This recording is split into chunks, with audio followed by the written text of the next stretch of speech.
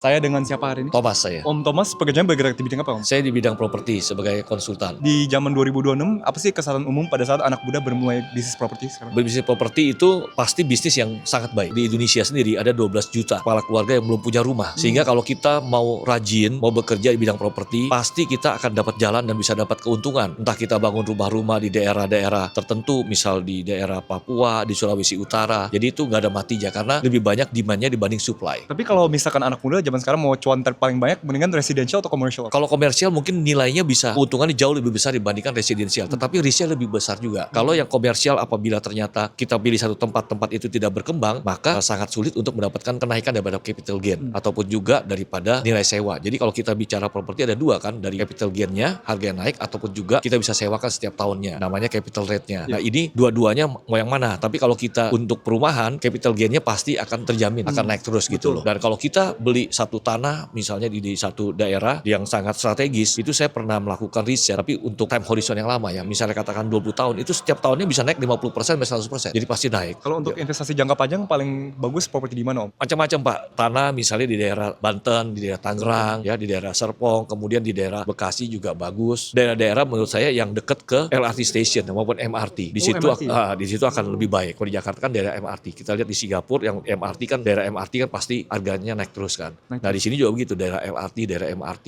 Om pernah gagal gak? Gagal pasti pernah. Ketika kita partneran dengan orang-orang yang nggak benar, akhirnya kita mengalami kerugian. Tapi dengan kegagalan itu saya belajar untuk lebih berhati-hati dalam memilih partner maupun juga rekan kerja. Cara cari partner yang benar gimana, Om? Kita bisa kategorikan orang ada dua. Dia bisa berbisnis dengan kita ataupun hanya berkawan saja. Berkawan dan berbisnis beda. Jadi kita mesti melihat, ya tentunya kita akan melihat dari karakter dia, kemudian bisnis mulai dari dia dengan yang tidak besar, dari yang kecil-kecil. Sehingga kalau terjadi sesuatu kita tidak mengalami ya masalah yang besar. Ya. Lebih penting ilmu atau kepercayaan, Om? Kepercayaan tuh. Kenapa itu, Om? Ya karena kalau ketika kita percaya, kita bisa mendapat banyak berkat, kita bisa mendapat banyak jaringan, kita bisa dapat funding, kita dapat banyak peluang-peluang bisnis karena kepercayaan itu. Apa sih nasihat terakhir untuk anak muda, Om? Harus bekerja keras, kemudian pantang menyerah, dan harus tough. Jangan mau langsung kaya, langsung berhasil. Segala harta yang diperoleh secara bertahap, yang dikumpulkan sedikit demi sedikit akan menjadikan kaya. Tapi kalau kita langsung mau kaya, biasanya banyak jatuh. Thank you banget ya, Om, untuk nasihatnya. Terima kasih.